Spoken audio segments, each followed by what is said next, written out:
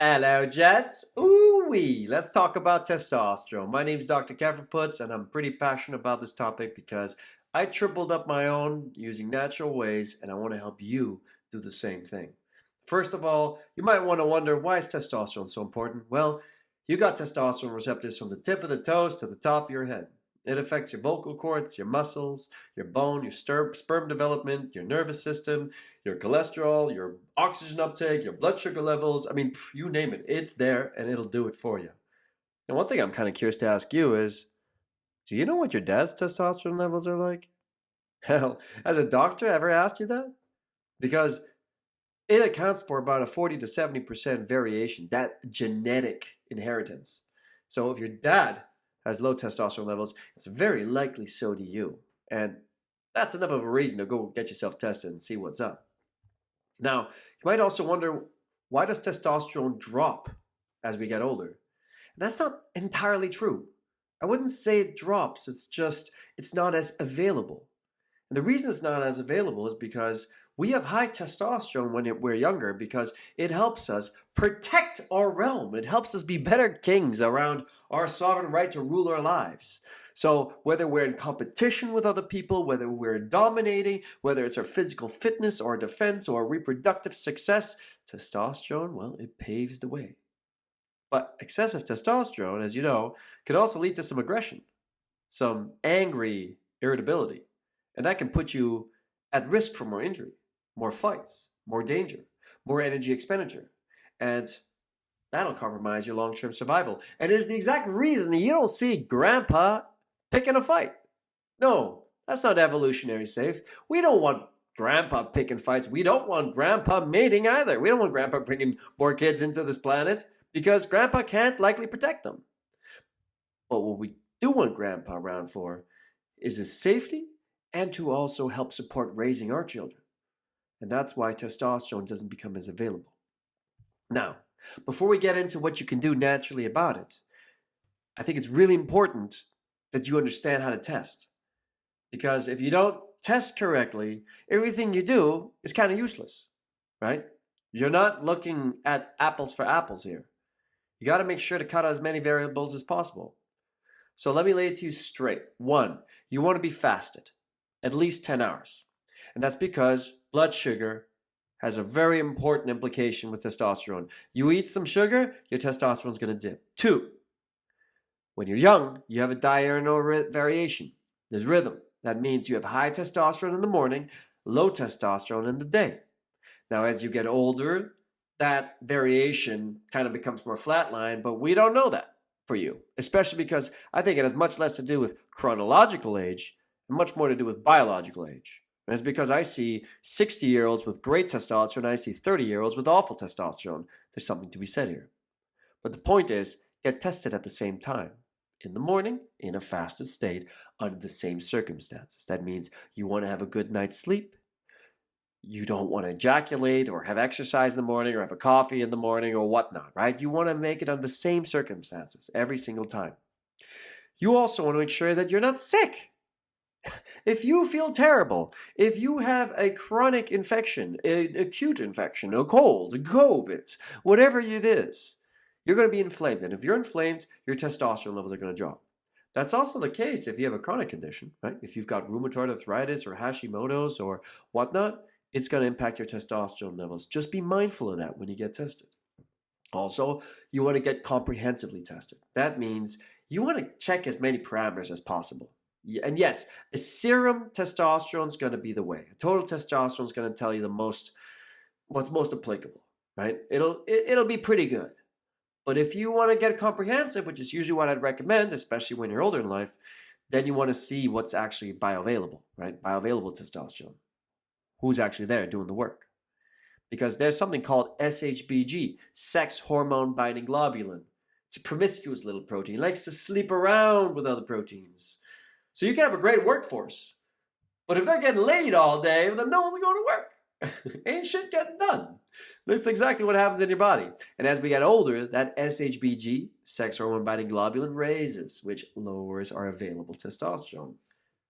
And you also want to measure something known as LH, luteinizing hormone. Luteinizing hormone is a hormone that comes from the brain to the testicles. It tickles your testicles in a way and makes them work to create testosterone.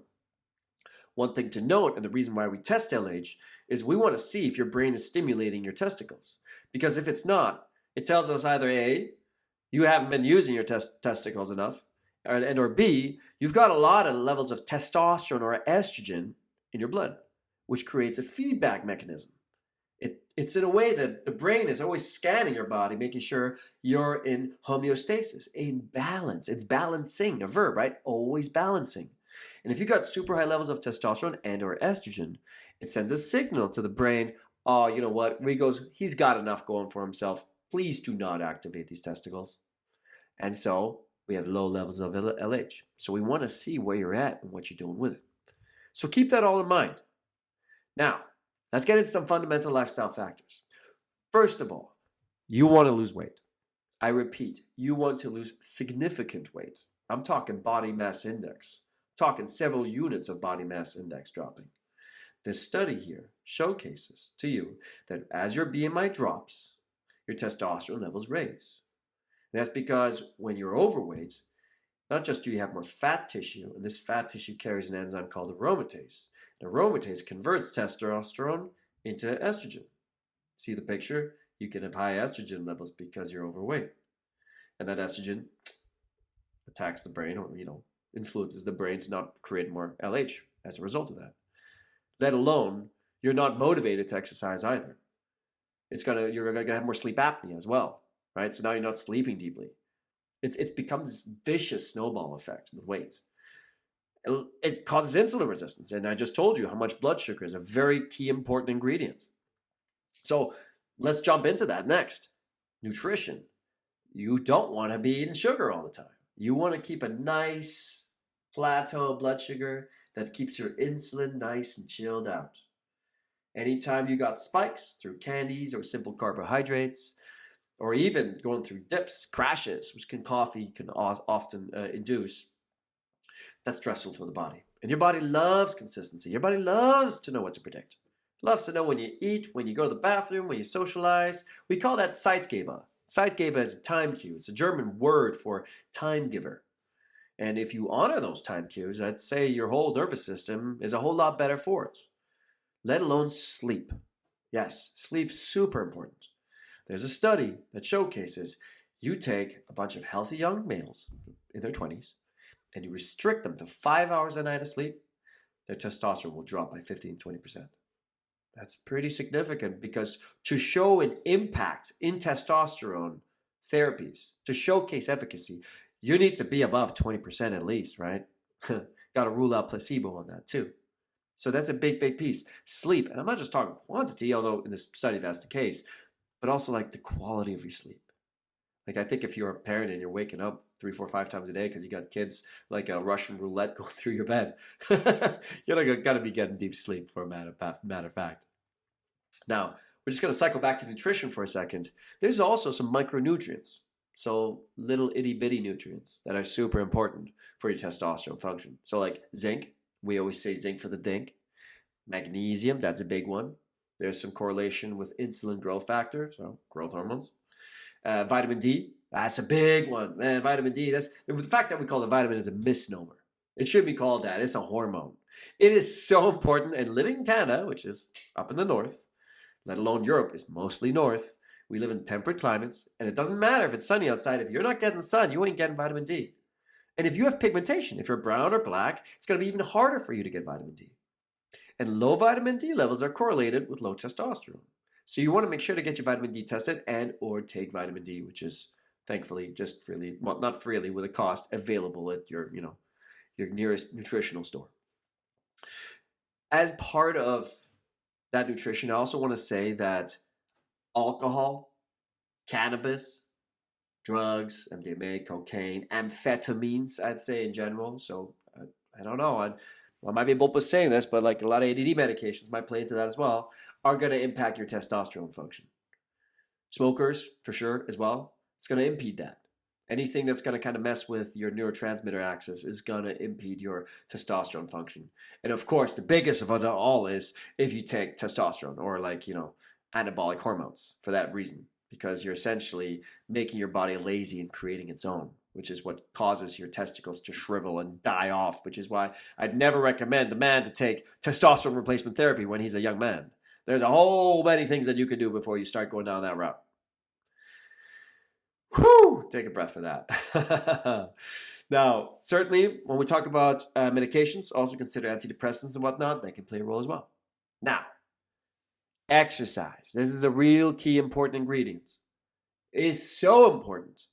And I'd say strength training goes over aerobic training, but they both will do it for you. I think strength training just has a longer lasting impact. And it increases testosterone. And I dare say also that working out the biggest muscles in your legs, or the biggest muscles in your body, that is your legs, are going to have more of an impact for you as well. I think there's something to be said around meeting your edge, challenging yourself, overcoming the odds that helps support testosterone production. And I'd say that both mentally and physically. And I'd say that doing it physically can certainly enhance your testosterone levels. And so let's get into the mental portion though. How does that play a role into it? Well, I'll tell you this. There's a slew of studies that'll showcase that if you win a competition, you're going to have your testosterone levels raised. And by virtue of that, you're going to be more motivated to compete again. And funny enough, the opposite is true as well. If you lose at a competition, your testosterone levels will drop. And by virtue of that, you're likely going to withdraw from the competition. I think it's often the reason why you see people pull out of certain sports that they're not good at.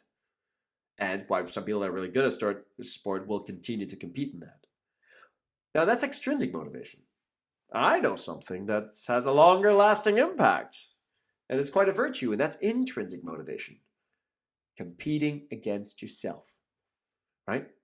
Don't we all, in some capacity, want to become our best version? So instead of comparing yourself to others, compare yourself to who you used to be and where you are now. It's like one of those like Mario Kart time trials where you race the ghost, except you're racing yourself. And can you outcompete yourself? Can you outlast? That's way more impactful. And that's, ladies and gentlemen, neuroplasticity. That's what's going to carve out new pathways. That's what's going to cause pathways to be carved out in favor of your testosterone production. The capacity to do challenging things and meet failure if need be. What do I mean when I say failure? Well, think of it like whether it's strength training, where you work your body to the point of failure, or let's say when you do challenging things like, putting up your boundaries to people. A lot of men struggle with that these days. And what about cold plunging? You never succeed out of a cold plunge. You always fail out of one. Cold plunging is an exercise of failure. It helps you meet your edge. And if you can stay regulated in that and meet that edge, well, then you're all the better for it. I think you're then get like compound dividends. Because not just are you meeting an edge and supporting testosterone production, you're also working out your capacity to stay regulated in the face of that. Which means your life levels up, but so do you. And when you level up, you can meet some more higher level bosses in your life, whether that's people or exercises or you name it.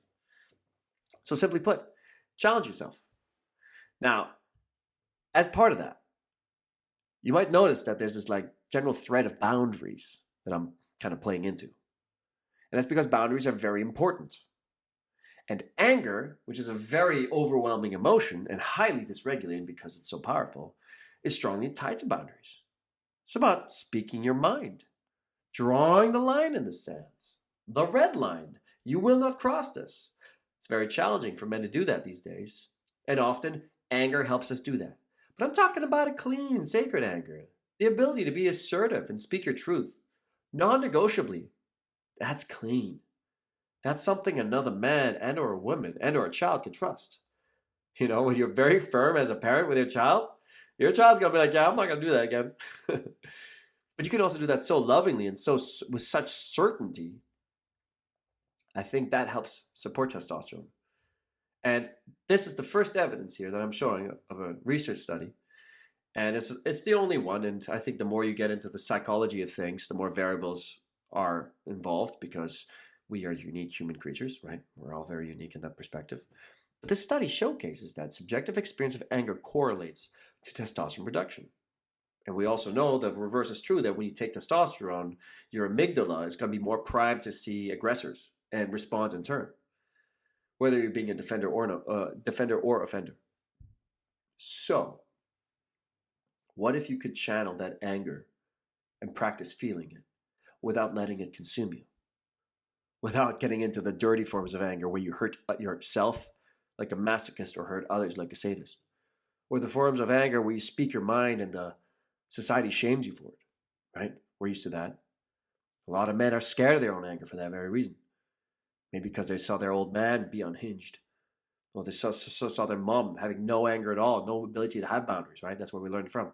So I think anger is a very important piece to keep in mind and how that plays into testosterone, because in a way you're speaking your truth.